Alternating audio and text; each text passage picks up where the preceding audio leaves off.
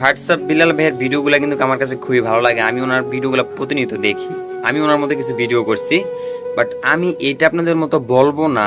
আপনারা যেভাবে বলেন ভিউ ব্যবসার জন্য যে হোয়াটসঅ্যাপ বিলাল ভাইকে দেখে আপনারা অনুপ্রেরণা পাইছেন, ভিডিও জগতে আসছেন এসে হামতাম না ভাই। আমি আরো 6 থেকে 7 বছর আগে হচ্ছে এই লাইনে আসছি, অনলাইন লাইনে আমি অনেক আগে আইছি, ঠিক আছে। যাই হোক, তারপরে বিলাল ভাইয়ের ভিডিওগুলো আমার কাছে ভালো লাগে, তো আমি ওনার মধ্যে ভিডিও করছি। আসলে এগুলো আমার খায় না, আসলে সবারই দিয়ে সব ভিডিও খায় না।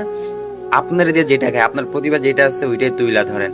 আপনার প্রতিভা আছে ফানি ভিডিও আপনি করতেছেন, যে ওনার মতো মোটিভেশন ভিডিও বা ওনার মতো ছন্দ ছন্দ মিলে কথা বলতেছেন, ভাই এগুলা খাবে না।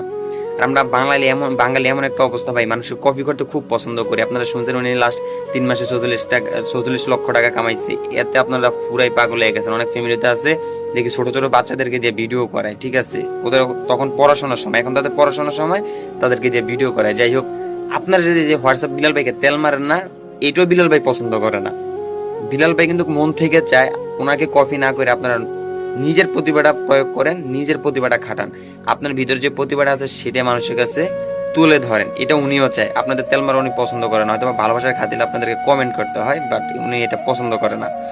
তো ভাই, আপনার যেটা আছে প্রতিভা সেটাই প্রয়োগ করেন, দরকার নেই এগুলা, ঠিক আছে। আমি একটা ভিডিও দেখছি হোয়াটসঅ্যাপ বিলাল ভাইয়ের, ভাই মনে বিরক্ত হইয়া তারপরে এই ভিডিওটা করছি, ঠিক আছে।